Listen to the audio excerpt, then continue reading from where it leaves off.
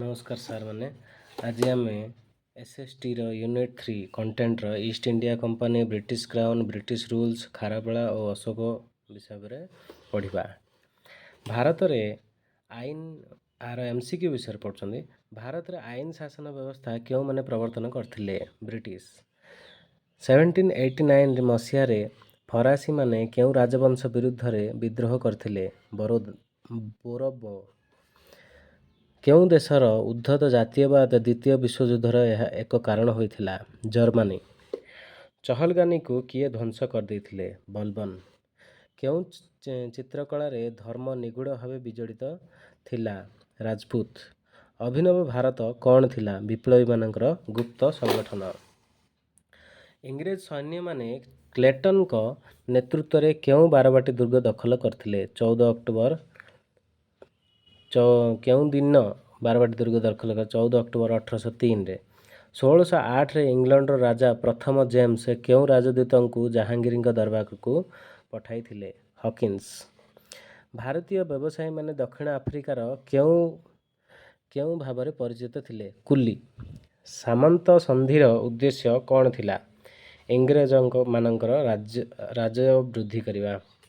केउं घटना पर बंग बिहार और ओडिशार देवानी इंग्रेज माने हस्तगत हैला बक्सार युद्ध। किए क्षीरचौरा गोपीनाथ मंदिर निर्माण करथिले प्रथम नरसिंह देव। चिरस्थायी बंदोबस्त प्रचलन करने पूर्व कर्नवालिस केउं भू बंदोबस्त परीक्षा करथिले 10 वर्षिया बंदोबस्त। अशोकଙ୍କ धर्म कहले कौन बुझा जाउथिला सामाजिक व्यवहार और कार्यकलापर नीति नियमावली। मगध विजय पर खारवेल तांको सह कौन आनिथिले जीन मूर्ति। केउं लिपि अशोकଙ୍କ अनुशासन लेखा होई नाही संस्कृत लिपि। खारवेलଙ୍କ अनुशासन रे केउं चिन्ह व्यवहार करा जाय नाही त्रिशूल। केउं दिन भारतर प्रथम स्वाधीनता संग्राम आरंभ होइथिला 10 मई 1857 रे। बिलात पार्लियामेंटर केउं आईन बल रे भारतर सुप्रीमकोर्ट स्थापन होइथिला रेगुलेटिंग एक्ट 1773 रे। 1789 ख्रीष्टाब्द फरासी माने केउं राजवंश विरुद्ध विद्रोह करथिले बोरबोन। शाहजहां को निमित्त मयूर सिंहासन और कोहिनूर मणि भारतर केउं देश को लुंठन कर प्यारिस। 1639 ख्रीष्टाब्द फ्रांसिस ड्रेक दक्षिणर चंद्रगिरी नामक स्थान रे राजांक पाखरु केउं स्थानटी पट्टा रूपे पाई वाणिज्य केन्द्र आरंभ करथिले मांद्राज ठारे। नादिर शाह केउं नगरी प्रवेश करी लुंठन और नरहत्या करथिले दिल्ली ठारे। निम्नोक्त मध्यरु केउं माने मोगल सम्राटक दृढ़ समर्थक थिले किंतु औरंगजेब समय से मोगलर शत्रु होइथिले राजपूत। क्रिस्टोफर कोलंबस केउं देशर शासकों को अनुमोदन क्रमे समुद्र यात्रा आरंभ करथिले स्पेन। केउं शासकों समय इंग्रेज मानकर समुद्र यात्रा अभियान फलवती होइथिला सम्राज्ञी एलिजाबेथ। निम्नोक्त केउं ख्रीष्टाब्द इंग्रेज वणिक माने भारत में पहुंचीथिले 1608 रे। पोर्ट विलियम दुर्ग केउं नदी कूल प्रतिष्ठित करा जायथिला हुगली नदी कूल। निम्नोक्त मध्य केउं स्थानटी फरासी मानकर सामरिक शिविर रहिथिला पंडिचेरी। प्रथम कर्नाटक समय निम्नोक्त केउं व्यक्ति फरासी सेनाबाहिनी को परिचालित करथिले ड्यूप्ले। द्वितीय कर्नाटक समय केउं यूरोपीय शक्तिर कूटनैतिक पराजय घटिथिला फरासी।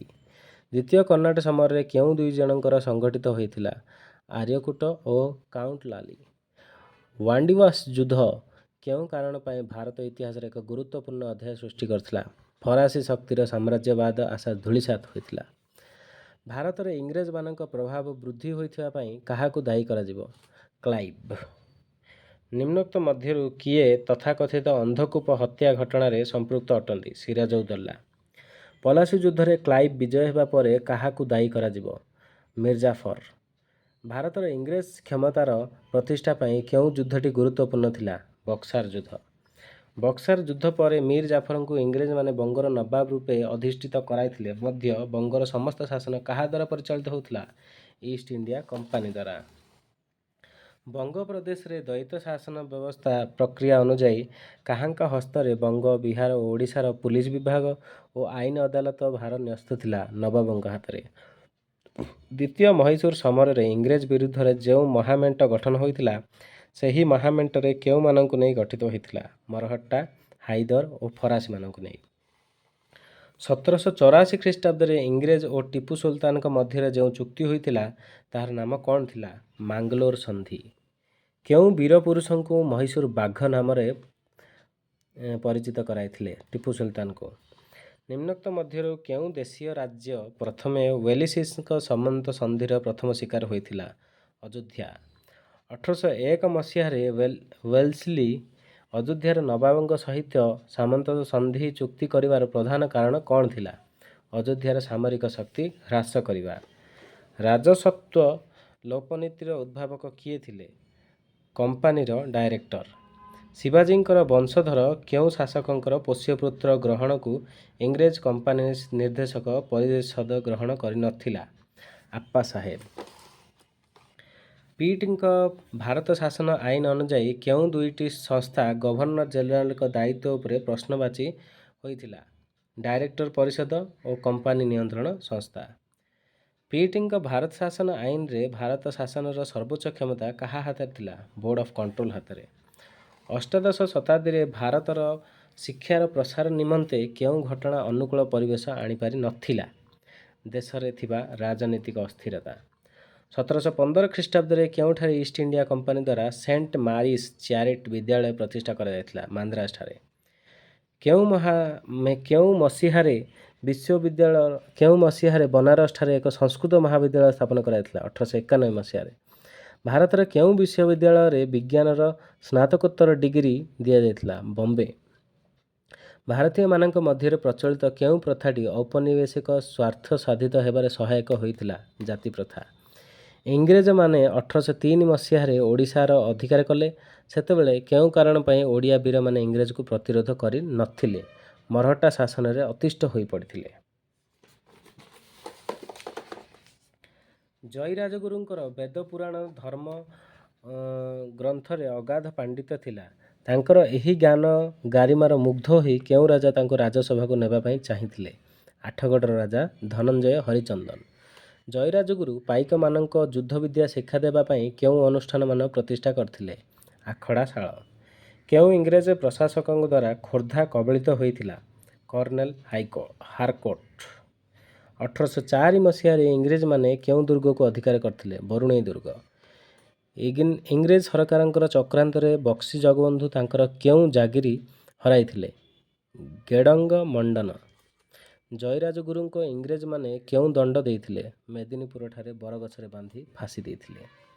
ଇଂରେଜମାନେ ଓଡ଼ିଶା ଅଧିକାର କରିବା ପୂର୍ବରୁ କୃଷକମାନେ କେଉଁ ପ୍ରକାର ରାଜସ୍ୱ ଦେଉଥିଲେ? କଉଡ଼ି। ଇଂରେଜମାନେ ପ୍ରଚଳନ କରୁଥିବା ଆଇନ କାନୁନଗୁଡ଼ିକ କେଉଁ ଭାଷାରେ ଅନୁମୋଦିତ ହେଉଥିଲା? ପାର୍ସୀ ଓ ବଙ୍ଗଳା ଭାଷାରେ। ଓଡ଼ିଶାର ପାଇକ ବିଦ୍ରୋହ ସେହି ସମୟରେ କେଉଁ ଜିଲ୍ଲାମାନଙ୍କରେ ବ୍ୟାପିଥିଲା? କଟକ ଓ ପୁରୀ। କନ୍ଧମାନଙ୍କ ମେରିଆ ପ୍ରଥା କିପରି କରାଯାଉଥିଲା? ମେରୁ ଦେବତାଙ୍କ ନରବଳି ଦେବା। ରାଜା ଧନଞ୍ଜୟ ଭଞ୍ଜଙ୍କ ବିରୋଧରେ କେଉଁ ମେଳି ବିଦ୍ରୋହ କରିଥିଲେ? ଧରଣମେଳି। ସାନ୍ତାଳ ବିଦ୍ରୋହର ଆରମ୍ଭ ପ୍ରଥମେ କେଉଁଠାରୁ ଆରମ୍ଭ ହୋଇଥିଲା? ବେତନଟି ହାଟରେ। ସାନ୍ତାଳ ବିଦ୍ରୋହର ଫଳସ୍ୱରୂପ କାଳିଆ ସରକାର ଗଠନ ହେଲା। ଏହି ସରକାର କାହାକୁ ରାଜା ରୂପେ ନିର୍ବାଚନ କରିଥିଲେ? କଙ୍କା ମାଝୀଙ୍କୁ। ମୋଗଲ ସମ୍ରାଟ ବାହାଦୁର ଶାହ ଦ୍ୱିତୀୟଙ୍କ ପଦବୀ ଉଚ୍ଛେଦ କରି କେଉଁ ଇଂରେଜ ଗଭର୍ଣ୍ଣର ତାଙ୍କୁ ଲାଲକିଲ୍ଲା ପରିତ୍ୟାଗ କରି କୁତବ ଅଞ୍ଚଳକୁ ପଠାଇ ଦେଇଥିଲେ? ଡେଲହାଉସି। କେଉଁ ଗଭର୍ଣ୍ଣର ଜେନେରାଲ ମୋଗଲ ସମ୍ରାଟ ବାହାଦୁର ଶାହଙ୍କ ମୃତ୍ୟୁ ପରେ ତାଙ୍କ ବଂଶଧର ଆଉ ରାଜକୀୟ ପଦବୀ ଧାରଣ କରିପାରିବେ ନାହିଁ ବୋଲି ଘୋଷଣା କରିଥିଲେ? Lord Canning. ଝାନ୍ସୀ ରାଣୀ ଲକ୍ଷ୍ମୀବାଈ କାହାଙ୍କର ବିଧବା ପତ୍ନୀ ଥିଲେ? ଗଙ୍ଗାଧର ରାଓଙ୍କର। ବିଧବା ପୁନର୍ବିବାହ ଆଇନ କେଉଁ ଗଭର୍ଣ୍ଣର ଜେନେରାଲଙ୍କ ଦ୍ୱାରା ପ୍ରଣୟନ କରାଯାଇଥିଲା? Lord Dalhousie. ବିଧବା ପୁନର୍ବିବାହ ଆଇନ ଅନୁଯାୟୀ ବିଧବାମାନେ ପୁନର୍ବିବାହ କରିବାର ସୁବିଧା ସହିତ ଆଉ କେଉଁ ଅଧିକାର ପାଇଥିଲେ? ତାଙ୍କ ସ୍ୱାମୀଙ୍କ ସମ୍ପତ୍ତି ଉପରେ ଅଧିକାର। କେଉଁ ଆଇନ ବଳରେ ଖ୍ରୀଷ୍ଟଧର୍ମ ପ୍ରଚାରକ ବା ପାଦ୍ରୀମାନେ ଭାରତକୁ ମଧ୍ୟ ପ୍ରବେଶ ଅଧିକାର ପାଇ ପାରିଥିଲେ? ଚାର୍ଟର ଆଇନ ବଳରେ। ଇଂରେଜ କର୍ମଚାରୀମାନେ ଭାରତୀୟ ସିପାହୀମାନଙ୍କ ପାଇଁ କେଉଁ କାର୍ଯ୍ୟ କରିବାକୁ ବାରଣ କରିଥିଲେ? ତିଳକ ଲଗାଇବା ଓ ପଗଡ଼ି ଧାରଣ କରିବା। ସିପାହୀ ବିଦ୍ରୋହର ପ୍ରତ୍ୟକ୍ଷ କାରଣ ରୂପେ କେଉଁ ଘଟଣାଟି ଥିଲା? ଏନଫିଲ୍ଡ ବନ୍ଧୁକର ବ୍ୟବହାର। ରାଣୀ ଲକ୍ଷ୍ମୀବାଈ 1857ରେ ବିଦ୍ରୋହ ଇଂରେଜମାନଙ୍କ ବିରୁଦ୍ଧରେ ଯୁଦ୍ଧ କରି ଗ୍ୱାଲିୟର ଅଧିକାର କରିଥିଲେ। ଲକ୍ଷ୍ମୀବାଈଙ୍କ ପକ୍ଷରେ ତାନ୍ତିଆ ଟୋପେଙ୍କ ବ୍ୟତୀତ ଅନ୍ୟ କେଉଁ ସେନାବାହିନୀ ଥିଲେ? ଆଫଗାନ ସୈନ୍ୟ। ଓଡ଼ିଶାର କେଉଁ ରାଜ୍ୟ ରାଜସ୍ୱ ଲୋପ ନୀତିର ଶିକାର ହୋଇ ଇଂରେଜ ସାମ୍ରାଜ୍ୟଭୁକ୍ତ ହୋଇଥିଲା? ସମ୍ବଲପୁର। ସୁରେନ୍ଦ୍ର ସାଏଙ୍କ ସମର୍ଥକ ଝାରଘାଟି ନିକଟରେ କେଉଁ ଇଂରେଜ କ୍ୟାପ୍ଟେନକୁ ଆକ୍ରମଣ କରିଥିଲେ? କ୍ୟାପ୍ଟେନ କ୍ଲୋକର। ସୁରେନ୍ଦ୍ର ସାଏଙ୍କ ଚତୁର୍ଥ ଦଳର ନେତୃତ୍ୱ କିଏ ନେଇଥିଲେ? ସିଗୋଡା ଘାଟି। କ୍ୟାପ୍ଟେନ ଇ.ଜି. ଉଡ୍ କୁଡପାଲିରେ ବିଦ୍ରୋହୀମାନଙ୍କ ଉପରେ ଆକ୍ରମଣ କରି 53 ଜଣ ବିଦ୍ରୋହୀଙ୍କୁ ହତ୍ୟା କରିଥିଲେ। ସେମାନଙ୍କ ମଧ୍ୟରୁ ସୁରେନ୍ଦ୍ର ସାଏଙ୍କ କେଉଁ ଭାଇ ନିହତ ହୋଇଥିଲେ? ଛବିଳ ସାଏ। ସମ୍ବଲପୁରରେ କେଉଁ ଇଂରେଜ ସେନାଧ୍ୟକ୍ଷ ବହୁ ଅତ୍ୟାଚାରକାରୀ ବିଦ୍ରୋହୀ ଜମିଦାରଙ୍କୁ ବନ୍ଦୀ କରି ଫାଶୀ ଦେଇଥିଲେ? କର୍ଣ୍ଣେଲ ଫୋରେଷ୍ଟର। ଚିରସ୍ଥାୟୀ ବନ୍ଦୋବସ୍ତ ମାଧ୍ୟମରେ କେଉଁ ବ୍ୟବସ୍ଥା କରାଯାଇଥିଲା? ଜମିର ସ୍ଥାୟୀ ସତ୍ତ୍ୱାଧିକାର ଭାବରେ ସ୍ୱୀକୃତି ପ୍ରଦାନ କରିବା। କେଉଁ ବ୍ୟବସ୍ଥା ମାଧ୍ୟମରେ ଜମିଦାରମାନେ ଜମିର ମାଲିକାନା ସତ୍ତ୍ୱ ପରେ ନିଜସ୍ୱ ଜିଲ୍ଲାରେ ଆଭ୍ୟନ୍ତରୀଣ ବ୍ୟାପାର ଅଧୀନରେ କାର୍ଯ୍ୟ କରିପାରିବେ? ଚିରସ୍ଥାୟୀ ବନ୍ଦୋବସ୍ତ। ନିମ୍ନୋକ୍ତ ମଧ୍ୟରୁ କେଉଁଟି ଚିରସ୍ଥାୟୀ ବନ୍ଦୋବସ୍ତ ବ୍ୟବସ୍ଥାର ଏକ ତ୍ରୁଟି ଅଟେ? କୃଷକମାନଙ୍କ ଜମି ଉପରେ ଅଧିକାର ନ ପାଇବା। ନିମ୍ନୋକ୍ତ ମାନଙ୍କ ମଧ୍ୟରୁ କେଉଁ ସ୍ଥାନରେ ପ୍ରଥମେ ରୟତୱାରୀ ବ୍ୟବସ୍ଥା ପ୍ରଚଳନ କରାଯାଇଥିଲା? ମାଡ୍ରାସଠାରେ। ଗଭର୍ଣ୍ଣର ଥୋମାସ ମୁନରୋ ଦ୍ୱାରା ପ୍ରବର୍ତ୍ତିତ ରୟତୱାରୀ ବ୍ୟବସ୍ଥାରେ କେଉଁମାନେ ଅତ୍ୟାଚାରିତ ହେଉଥିଲେ? କୃଷକମାନେ। ନିମ୍ନୋକ୍ତ କେଉଁ ସ୍ଥାନରେ ମାହାଲୱାରୀ ବନ୍ଦୋବସ୍ତ ବ୍ୟବସ୍ଥା ପ୍ରଚଳନ ହୋଇଥିଲା? ପଞ୍ଜାବଠାରେ। ଇଂଲଣ୍ଡର ଶିଳ୍ପ ବିପ୍ଳବ ଫଳରେ ଇଂରେଜମାନେ ଭାରତକୁ କେଉଁ ରୂପରେ ଗୁରୁତ୍ୱ ଦେଉଥିଲେ? ଏକ କଞ୍ଚାମାଲର ଉତ୍ସ ରୂପରେ।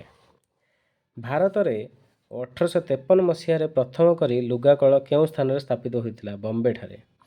ଭାରତରେ କେବେ ଝୋଟ କାରଖାନା ପ୍ରତିଷ୍ଠା ହୋଇଥିଲା? 1855 ମସିହାରେ। ନୀଳ ଚାଷ ସାଧାରଣତଃ କେଉଁ ରାଜ୍ୟରେ ବ୍ୟବହାର କରାଯାଉଥିଲା? ବଙ୍ଗ ଓ ବିହାରରେ। ଆଦି ମାନବମାନେ କଥା କହିପାରୁନଥିବା ବେଳେ ସେମାନେ ନିଜର ମନୋଭାବ କିପରି ପ୍ରକାଶ କରୁଥିଲେ? ହାତ ଦ୍ୱାରା ଠାର କରି। ପୁରାତନ ପ୍ରସ୍ତର ଯୁଗର ମନୁଷ୍ୟର ଯାଯାବର ଜୀବନ ବିପନ୍ନପୂର୍ଣ୍ଣ ଥିବାରୁ ସେ କେଉଁ ବ୍ୟବସ୍ଥା କରିଥିଲା? ପ୍ରସ୍ତରର ଅସ୍ତ୍ରଶସ୍ତ୍ର ତିଆରି କରୁଥିଲା। ମଧ୍ୟପ୍ରଦେଶର ଭୀମକୋଟଠାରେ ଥିବା ପ୍ରାଚୀନ ଚିତ୍ରକଳା କେଉଁ ସମୟର ବୋଲି ବିଶ୍ୱାସ କରାଯାଉଛି? ପୁରାତନ ପ୍ରସ୍ତର ଯୁଗର। ଓଡ଼ିଶାରେ କେଉଁ ସମ୍ପ୍ରଦାୟର ଲୋକମାନେ ବର୍ତ୍ତମାନ ସମୟର ସେହି ପ୍ରାଚୀନ ଯୁଗର ସଂସ୍କୃତିକୁ ନେଇ ବଞ୍ଚି ରହିଛନ୍ତି? ବଣ୍ଡାମାନେ। ପ୍ରଥମେ ମନୁଷ୍ୟ କେଉଁ ଚାଷ କରିଥିଲା? ବାଜରା। ନିମ୍ନୋକ୍ତ ପ୍ରସ୍ତର ଯୁଗର ମନୁଷ୍ୟ ଚାଷ ଜମିର ଉର୍ବର ଶକ୍ତି ହ୍ରାସ ପାଇଲେ କେଉଁ ବ୍ୟବସ୍ଥା କରୁଥିଲେ? ଜଙ୍ଗଲ କାଟି ନୂତନ କୃଷି ଜମି ପ୍ରସ୍ତୁତ କରିଦେଉଥିଲେ। ନୂତନ ପ୍ରସ୍ତର ଯୁଗର ଲୋକମାନଙ୍କୁ କେଉଁ ଗୃହପାଳିତ ପଶୁ ବିଶେଷ ସହାୟ ହେଉଥିଲା? କୁକୁର। ନୂତନ ପ୍ରସ୍ତର ଯୁଗର ଲୋକମାନଙ୍କର ପ୍ରଧାନ ଜୀବିକା କ'ଣ ଥିଲା? କୃଷି ଆଉ ପଶୁପାଳନ। ନୂତନ ପ୍ରସ୍ତର ଯୁଗର ଗୋଷ୍ଠୀ ଜୀବନଯାପନ କରୁଥିବା ପ୍ରତ୍ୟେକ ପରିବାର କେଉଁ ନୀତି ଗ୍ରହଣ କରିଥିଲେ? ଏକ ନିର୍ଦ୍ଦିଷ୍ଟ ବୃକ୍ଷ ଓ ପଶୁକୁ ଭକ୍ତି କରିବା। ଷ୍ଟୋନ ହେଞ୍ଜ ଉପାସନା ଗୃହ କେଉଁମାନଙ୍କର କଳା ସ୍ଥାପତ୍ୟର ନିଦର୍ଶନ ଅଟେ? ପ୍ରସ୍ତର ଯୁଗର। ମନୁଷ୍ୟ ନିଜକୁ ହିଂସ୍ରଜନ୍ତୁଙ୍କ ମାନଙ୍କରୁ ଆକ୍ରମଣ କରିବାକୁ ନିଜକୁ ରକ୍ଷା କରିବା ପାଇଁ ଯେଉଁ ଅସ୍ତ୍ରଶସ୍ତ୍ର ତିଆରି କରିଥିଲା ସେହି ଅସ୍ତ୍ରଶସ୍ତ୍ର କେଉଁଥିରେ ତିଆରି ହେଉଥିଲା? ପଥର ଓ ଅସ୍ଥିରେ। ତାମ୍ରପ୍ରସ୍ତର ଯୁଗର ଧାତୁ ନିର୍ମିତ ଛୁରୀ ଓ ହାତୁଡ଼ି କର୍ଣ୍ଣାଟକର କେଉଁ ସ୍ଥାନରେ ଦେଖିବାକୁ ମିଳେ? ବ୍ରହ୍ମଗିରିଠାରେ। ପ୍ରାୟ କେତେ ବର୍ଷ ପୂର୍ବେ ମେହରଗଡ଼ଠାରେ ମନୁଷ୍ୟ ପ୍ରଥମ ଚାଷ କରୁଥିବାର ଓ ସ୍ଥାୟୀ ବସତି ସ୍ଥାପନ କରିଥିବାର ପ୍ରମାଣ ମିଳୁଛି? 7000 ବର୍ଷ। କେଉଁ ବିଶ୍ୱାସ ରଖି ମେହରଗଡ଼ରେ ଲୋକମାନେ ମୃତ ଶରୀରକୁ ଯତ୍ନର ସହିତ ସମାଧି ଦେଉଥିଲେ? ମୃତ୍ୟୁ ପରେ ଜୀବନ ଫେରି ଆସିବ ବୋଲି। ଗର୍ଭଗୃହ କେଉଁ ସ୍ଥାନରେ ଆମେ ଦେଖିବାକୁ ପାଇବା? ବୁର୍ଜାହମ। ନୂତନ ପ୍ରସ୍ତର ଯୁଗର ବସତି ଭାରତର ଉତ୍ତର ପୂର୍ବ ଭାଗରେ କେଉଁ ସ୍ଥାନରେ ଆବିଷ୍କାର କରାଯାଇଛି? ଦୁଜାଲି ହାଡ଼ିଂ। ପ୍ରତ୍ନତତ୍ତ୍ୱବିତ୍ ମାନଙ୍କ ବିଶ୍ୱାସ ଅନୁଯାୟୀ ନୂତନ ପ୍ରସ୍ତର ଯୁଗର ସଂସ୍କୃତି ପ୍ରଥମେ କେଉଁଠାରେ ବିକାଶ ଲାଭ କରିଥିଲା? ମେହରଗଡ଼ଠାରେ। ହରପ୍ପା ସଭ୍ୟତାର ନଗର ନିର୍ମାଣ ଶୈଳୀ ଉଚ୍ଚ ସ୍ଥାନରେ ଥିବା ଦୁର୍ଗଟି କେଉଁମାନଙ୍କ ବସବାସ ପାଇଁ ଉଦ୍ଦିଷ୍ଟ ଥିଲା? ପୁରୋହିତମାନଙ୍କ। ହରପ୍ପା ସଭ୍ୟତାର ମହେଞ୍ଜୋଦାରୋ ସହରରେ ଆବିଷ୍କୃତ ବୃହତ୍ ସ୍ନାନାଗାରକୁ ପାଣି କିପରି ପ୍ରବେଶ କରୁଥିଲା? ସ୍ନାନାଗାର ଉପରେ ଥିବା କୂଅର ନଳ ଦ୍ୱାରା ପାଣି ପ୍ରବେଶ କରୁଥିଲା। ସ୍ନାନାଗାର ଚାରିପାଖରେ ଛୋଟ ଛୋଟ କୋଠରୀମାନ କାହିଁକି କରାଯାଇଥିଲା? ଗାଧୁଆ ବସ୍ତ୍ର ପରିବର୍ତ୍ତନ କରିବା ପାଇଁ। ମହେଞ୍ଜୋଦାରୋ ନଗରରେ ଥିବା ଏକ ପ୍ରକାଣ୍ଡ ଗୃହଟି ପ୍ରତ୍ନତତ୍ତ୍ୱବିତ୍ ମାନଙ୍କ ମତ ଅନୁଯାୟୀ ଏହା କେଉଁଥିପାଇଁ ଉଦ୍ଦିଷ୍ଟ ହୋଇଥିଲା? ପ୍ରାର୍ଥନା ଗୃହ ପାଇଁ। ହରପ୍ପା ସଭ୍ୟତାର ଅଧିବାସୀମାନେ କେଉଁ ଫଳଟି ପ୍ରିୟ ଖାଦ୍ୟ ଥିଲା? ଖଜୁରୀ କୋଳି। ହରପ୍ପା ସଭ୍ୟତାର ଲୋକମାନେ କେଉଁ ପ୍ରକାରର ବସ୍ତ୍ର ପରିଧାନ କରୁଥିଲେ? ତୁଳା ଓ ପଶମର। ହରପ୍ପା ସଭ୍ୟତାର ଲୋକମାନଙ୍କ ଦ୍ୱାରା ନିର୍ମିତ ସିଲ୍ ଗୁଡ଼ିକର ଥିବା ଚିହ୍ନ କେଉଁ ଲିପିରେ ଲିଖିତ ହୋଇଥିଲା? କିଳକ। ହରପ୍ପା ସଭ୍ୟତାର ଲୋକମାନେ ଶିଳ୍ପ ଓ ବାଣିଜ୍ୟ କାରବାର କରୁଥିଲେ। ବିଶେଷ କରି ସେମାନେ କେଉଁ ଶିଳ୍ପରେ ନିପୁଣ ଥିଲେ? ଉଭୟ ଧାତୁ ଓ ମାଟିର। ପୃଥିବୀରେ କେଉଁ ଲୋକମାନେ ପ୍ରଥମେ ମାଟି ପାତ୍ର ବ୍ୟବହାର କରିବାର ଚକ ଉଦ୍ଭାବନ କରିଥିଲେ? ହରପ୍ପା ସଭ୍ୟତା। ହରପ୍ପା ସଭ୍ୟତାର ଲୋକମାନେ କେଉଁ ଦେଶର ସହିତ ବାଣିଜ୍ୟ କାରବାର କରୁଥିବାର ପ୍ରମାଣ ମିଳିଛି? ଆଫଗାନିସ୍ତାନ ସହିତ ବାଣିଜ୍ୟ କାରବାର କରୁଥିବାର ପ୍ରମାଣ ମିଳିଛି। ହରପ୍ପା ସଭ୍ୟତାର ଲୋକମାନେ ମୃତ ଶବକୁ ଉତ୍ତର ଦିଗକୁ ମୁଣ୍ଡ କରି ସମାଧି ଦେଉଥିଲେ। କାହିଁକି? ମୃତ ବ୍ୟକ୍ତିର ଜୀବନ ରହିଥାଏ ବୋଲି। ସିନ୍ଧୁ ସଭ୍ୟତାର ଅଧିବାସୀମାନଙ୍କ ସିଲ୍ରେ କେଉଁ ଚିହ୍ନ ଗୁଡ଼ିକ ସୂର୍ଯ୍ୟ ପୂଜା କରୁଥିବାର ସମ୍ପର୍କ ଧାରଣ ଦେଇଛି? ଚକ୍ର ଚିହ୍ନ। କାହାକୁ ସ୍ୱର୍ଗ ବୋଲି କୁହାଯାଏ? ସ୍ରଗ ବୋଲି କୁହାଯାଏ। ବେଦ। ନିମ୍ନୋକ୍ତ ମଧ୍ୟରୁ କେଉଁ ଉପନିଷଦରେ ବର୍ଣ୍ଣନା କରାଯାଇଛି? ମୋକ୍ଷ। ଆର୍ଯ୍ୟ ସମାଜରେ କେଉଁମାନଙ୍କୁ କୁଳପତି କୁହାଯାଉଥିଲା? ଆର୍ଯ୍ୟ ପରିବାରର ମୁଖ୍ୟଙ୍କୁ। ଆର୍ଯ୍ୟମାନେ ମୁଖ୍ୟତଃ ବର୍ଷା, ଝଡ଼ ଓ ଯୁଦ୍ଧର ଦେବତା ଭାବେ କେଉଁମାନଙ୍କୁ ପୂଜା କରୁଥିଲେ? ଇନ୍ଦ୍ରଙ୍କୁ। ଆର୍ଯ୍ୟମାନେ ଯଜ୍ଞକୁଣ୍ଡରେ ଅଗ୍ନିରେ କେଉଁ ଦ୍ରବ୍ୟଟି ଆହୁତି ଦେଇ ନଥାନ୍ତି? ସ୍ୱର୍ଣ୍ଣକୁ। ତାମ୍ରପ୍ରସ୍ତର ଯୁଗର ସଭ୍ୟତା କେତେ ବର୍ଷ ପର୍ଯ୍ୟନ୍ତ ବିଭିନ୍ନ ଦିଗରେ ବିକାଶ ଲାଭ କରିଥିଲା? 900 ବର୍ଷ। କେଉଁ ସ୍ଥାନରୁ ପ୍ରତ୍ନତାତ୍ତ୍ୱିକ ଖନନ କରାଯାଇ ପ୍ରାୟ 134ଟି ମାଟିର ଚାରିକଣିଆ ଘର ଆବିଷ୍କାର କରାଯାଇଛି? ଇନାମ ଗାଁରେ। ଇନାମ ଗାଁର ଲୋକମାନଙ୍କ ପରି କେଉଁ ସଭ୍ୟତାର ମୃତ ଶରୀରକୁ ସମାଧି ଦେବା ସମୟରେ ମସ୍ତକକୁ ଉତ୍ତର ଦିଗକୁ ରଖି ସମାଧି ଦେଉଥିଲେ? ହରପ୍ପା ସଭ୍ୟତାରେ। ପୃଥିବୀର କେଉଁମାନେ ପ୍ରଥମେ ଲୁହା ପଥରରୁ ଲୁହା ବାହାର କରିବାର କୌଶଳ ଜାଣିଥିଲେ? ହିଟାଇଟ୍। ବ୍ରହ୍ମବର୍ତ୍ତ କେତେଗୋଟି ନଦୀ ସମୂହ ଅଞ୍ଚଳକୁ ନେଇ କୁହାଯାଉଥିଲା? 7ଟି। ନନ୍ଦବଂଶ ଲୋପ କରିବା ପାଇଁ ଚନ୍ଦ୍ରଗୁପ୍ତ ମୌର୍ଯ୍ୟଙ୍କୁ କିଏ ପ୍ରବର୍ତ୍ତାଇଥିଲେ? ସେଲ୍ୟୁକସ୍ ନିକ୍ତାର। ମୌର୍ଯ୍ୟ ସାମ୍ରାଜ୍ୟ ଓ ଶାସନ ସମ୍ବନ୍ଧରେ ସମସ୍ତ ତଥ୍ୟ କେଉଁଠାରୁ ପାଇପାରିବା ନାହିଁ? ଅଶୋକଙ୍କ ଶିଳାଲେଖରୁ। ବିଶାଖାଦତ୍ତଙ୍କ ମୁଦ୍ରାରାକ୍ଷସ ପୁସ୍ତକରୁ ଆମେ ମଗଧର କେଉଁ ଶାସକଙ୍କ ଜୀବନୀ ଓ ରାଜ୍ୟ ଶାସନ ସମ୍ପର୍କରେ ଧାରଣା ପାଇଥାଉ? ଚନ୍ଦ୍ରଗୁପ୍ତ ମୌର୍ଯ୍ୟ। ନିମ୍ନୋକ୍ତ କେଉଁ ବ୍ୟକ୍ତିଙ୍କୁ ବିଷ୍ଣୁଗୁପ୍ତ ଅଟେ? ଚାଣକ୍ୟ। କେବଳ ତରବାରୀ ବଳରେ ସାମ୍ରାଜ୍ୟ ତିଷ୍ଠି ପାରେ ନାହିଁ, ପ୍ରଜାଙ୍କ ଶୁଭେଚ୍ଛା ହିଁ ସାମ୍ରାଜ୍ୟର ସ୍ଥାୟିତ୍ୱ ପାଇଁ ଆବଶ୍ୟକ। ଏହି ଉକ୍ତି କେଉଁ ଶାସକଙ୍କ ଘୋଷଣା? ଅଶୋକ। ଭେରୀ ଘୋଷ ପରିବର୍ତ୍ତେ ଧର୍ମ ଘୋଷ କେଉଁ ଯୁଦ୍ଧର ଫଳସ୍ୱରୂପ ଦେଖାଯାଇଥିଲା? କଳିଙ୍ଗ ଯୁଦ୍ଧର। କେଉଁ ସ୍ତମ୍ଭରେ ଅଶୋକ ନିଜକୁ ବୌଦ୍ଧ ଧର୍ମର ପ୍ରତିରକ୍ଷକ ବୋଲି କହିଛନ୍ତି?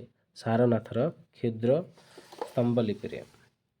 ଅଶୋକ ତୃତୀୟ ବୌଦ୍ଧ ସମ୍ମିଳନୀ କେଉଁଠାରେ ଆୟୋଜନ କରିଥିଲେ? ପାଟଳିପୁତ୍ରଠାରେ। ବୌଦ୍ଧ ଗ୍ରନ୍ଥ ମିଲଣ୍ଡ ପାଲ୍ହାରେ କାହାଙ୍କୁ ମିଲଣ୍ଡ ବୋଲି ଚିହ୍ନିତ କରାଯାଇଛି? ମେଣ୍ଡାରଙ୍କୁ। ରୁଦ୍ର ଦାମନଙ୍କ ଶାସନ ସମ୍ପର୍କରେ ବହୁ ତଥ୍ୟ କେଉଁ ଶିଳାଲିପିରୁ ଜଣାଯାଏ? ଜୁନାଗଡ଼। କେଉଁ ବଂଶର ପରାକ୍ରମ ଯୋଗୁଁ ପଶ୍ଚିମ ଭାରତରେ ଶକମାନେ ଶୋଚନୀୟ ପରାଜୟ ବରଣ କରିଥିଲେ? ଗୁପ୍ତ ବଂଶ। କନିଷ୍ଠଙ୍କ ରାଜଧାନୀ ନାମ ପୁରୁଷପୁର ଥିଲା। ଏହି ପୁରୁଷପୁରକୁ ବର୍ତ୍ତମାନ କ'ଣ କୁହାଯାଏ? ପେଶୱାର। ଚତୁର୍ଥ ବୌଦ୍ଧ ସମ୍ମିଳନୀର ଅଧ୍ୟକ୍ଷ ବା ସଭାପତି କିଏ ଥିଲେ? ବସୁମିତ୍ର। ଚତୁର୍ଥ ବୌଦ୍ଧ ସମ୍ମିଳନୀର ତ୍ରିପିଟକର ଟୀକା ପ୍ରସ୍ତୁତ କରାଯାଇ ତାହାକୁ କେଉଁ ନାମକରଣ କରାଯାଇଥିଲା? ମହାବିଭାଷା।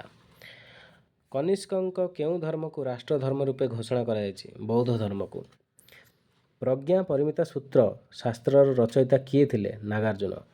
ଖ୍ରୀଷ୍ଟପୂର୍ବ ଦ୍ୱିତୀୟ ଶତାବ୍ଦୀର ପ୍ରଥମ ଭାଗରେ କେଉଁ ସାତବାହନଙ୍କର ଶାସକ ଶକ, ପଲ୍ଲବ ଓ ଯବନ ପ୍ରଭୃତି ବୈଦେଶିକମାନଙ୍କୁ ପରାଜିତ କରିପାରିଥିଲେ? ସାତକର୍ଣ୍ଣୀ। ମହାମେଘବାହାନ ଦ୍ୱାରା ଶିଶୁପାଳଗଡ଼ଠାରେ କଳିଙ୍ଗ ରାଜ୍ୟର ଯେଉଁ ନୂତନ ରାଜଧାନୀ ନିର୍ମାଣ କରିଥିଲେ ତାହା କଳିଙ୍ଗ ନଗର ଥିଲା। ଏହି କଳିଙ୍ଗ ନଗର କେଉଁଠାରେ ଅବସ୍ଥିତ? ଭୁବନେଶ୍ୱର। ଖାରବେଳଙ୍କ ରାଜତ୍ୱର ବିବରଣୀ ଜାଣିବା ପାଇଁ ଆମ୍ଭେ କେଉଁ ଅଭିଲେଖ ଗୁଡ଼ିକ ଉପରେ ନିର୍ଭର କରୁ? ଉଦୟଗିରି ଓ ଖଣ୍ଡଗିରି ଅଭିଲେଖ। ଉଦୟଗିରିର ହାତୀଗୁମ୍ଫା ଅଭିଲେଖ କେଉଁ ଲିପିରେ ଲେଖାଯାଇଛି? ବ୍ରାହ୍ମୀ ଲିପିରେ। ଖାରବେଳ ଅଭିଷେକ ହେବାର ପ୍ରଥମ ବର୍ଷରେ ରାଜପ୍ରାସାଦ ଓ ପ୍ରାଚୀରମାନ ପୁନଃନିର୍ମାଣ କରି ରାଜଧାନୀକୁ ସୁଦୃଢ଼ ଓ ସୁଭୂଷିତ କରିଥିଲେ କେଉଁ କାରଣ ପାଇଁ? ବାତ୍ୟା ଦ୍ୱାରା ରାଜଧାନୀ ପ୍ରାସାଦ ଓ ପ୍ରାଚୀର ଭଙ୍ଗ ଅବସ୍ଥାରେ ଥିଲା। 1948 ସାଲରେ ଶିଶୁପାଳଗଡ଼ଠାରେ ଭୂଖନନ କରାଯାଏ ଯେଉଁ ପ୍ରାଚୀର ନଗରୀ ଉଦ୍ଧାର କରାଯାଇଛି ତାହା କେଉଁ ନଗରୀ ଅଟେ? କଳିଙ୍ଗ ନଗରୀ। ନିମ୍ନୋକ୍ତ ସ୍ଥାନମାନଙ୍କ ମଧ୍ୟରୁ କେଉଁ ସ୍ଥାନଟି ଜୈନ କ୍ଷେତ୍ର ରୂପେ ପରିଚିତ? ମଥୁରା। ଖାରବେଳ ତାଙ୍କ ରାଜତ୍ୱର କେତେ ବର୍ଷରେ କଳିଙ୍ଗ ନଗରୀଠାରେ ମହାବିଜୟ ପ୍ରାସାଦ ନିର୍ମାଣ କରିଥିଲେ? 9ମ ବର୍ଷରେ। ମଗଧର କେଉଁ ସମ୍ରାଟ କଳିଙ୍ଗ ଜୟ କରି କଳିଙ୍ଗ ଜିନ୍ ପ୍ରତିମାକୁ ମଗଧକୁ ନେଇଯାଇଥିଲେ? ମହାପଦ୍ମନନ୍ଦ। ଉଦୟଗିରିଠାରେ ରାଣୀ ଗୁମ୍ଫାର 4 ପ୍ରକୋଷ୍ଠରେ ଥିବା ଚିତ୍ରାବଳୀ କେଉଁ ବିଷୟରେ ବର୍ଣ୍ଣନା କରାଯାଇଛି? ଖାରବେଳଙ୍କ ଦିଗ୍ବିଜୟର ବର୍ଣ୍ଣନା କରାଯାଇଛି। କଳିଙ୍ଗର କେଉଁ ଶାସକ ପାର୍ଶ୍ୱନାଥଙ୍କ ଶିଷ୍ୟତ୍ୱ ଗ୍ରହଣ କରି ଜୈନଧର୍ମ କଳିଙ୍ଗର ପ୍ରତିଷ୍ଠା ଲାଭ କରିଥିଲେ? ରାଜର୍ଷି କରକୁଣ୍ଡଳ। ମଥୁରା ବିଜୟ କରି ଖାରବେଳ କେଉଁ ତୀର୍ଥଙ୍କର ବୃକ୍ଷ କଳ୍ପବଟରେ ଏକ ଶାଖା କଳିଙ୍ଗକୁ ଆଣିଥିଲେ? ଋଷଭନାଥ। କଳିଙ୍ଗର ପ୍ରାଚୀନ ଜୈନ କ୍ଷେତ୍ର କାହାକୁ କୁହାଯାଉଥିଲା? ପିଥୁଣ୍ଡ ନଗରକୁ। ହାତୀଗୁମ୍ଫା ଅଭିଲେଖର 1400 ପଂକ୍ତିରେ ଲେଖା ଅଛି ଖାରବେଳ ଜପୋଦ୍ଦୀପକ ଅହର୍ତ୍ତ କାୟକୀ ବିଶ୍ରାମ ନିମନ୍ତେ କୁମାରୀ ପର୍ବତ ଗାତ୍ରରେ ଗୁମ୍ଫାମାନ ଖୋଳିଥିଲେ। ଏହି କୁମାରୀ ପର୍ବତ କେଉଁ ପର୍ବତକୁ କୁହାଯାଉଛି? ଉଦୟଗିରିକୁ। ସଙ୍ଗମ ଯୁଗରେ ରାଜ୍ୟଗୁଡ଼ିକରେ କି ପ୍ରକାର ଶାସନ ପ୍ରଚଳିତ ହେଉଥିଲା? ରାଜତନ୍ତ୍ର। ସଙ୍ଗମ ଯୁଗରେ ରାଜାମାନଙ୍କୁ ନିମ୍ନୋକ୍ତ ମଧ୍ୟରୁ କାହାକୁ ବୁଝାଯାଉଥିଲା? ଇରଇ। ତାମିଲ ଗ୍ରନ୍ଥ ପରିପାଦଲରେ କେଉଁ ବିଷୟରେ ଲେଖା ଅଛି? ଦେବାଦେବୀମାନଙ୍କ ପ୍ରଶଂସା ଗାନ କରାଯାଇଛି। ତ ବର୍ତ୍ତମାନ ଆମର ୟୁନିଟ୍ 3 ସରିଲା। ପରବର୍ତ୍ତୀ ସମୟରେ ଆମେ ୟୁନିଟ୍ 4 ପଢ଼ିବା। ସୋମ, ଗରାଙ୍ଗ, ସୂର୍ୟ, ଫଲ୍ ଅଫ୍ ଓଡ଼ିଶା, ଓଡ଼ିଶା ଅଣ୍ଡର ମୋଗଲ୍ସ। ସେ ପର୍ଯ୍ୟନ୍ତ ଚ୍ୟାନେଲକୁ ଲାଇକ୍ କରନ୍ତୁ, ସେୟାର କରନ୍ତୁ ଆଉ ସବସ୍କ୍ରାଇବ୍ କରନ୍ତୁ। ଧନ୍ୟବାଦ।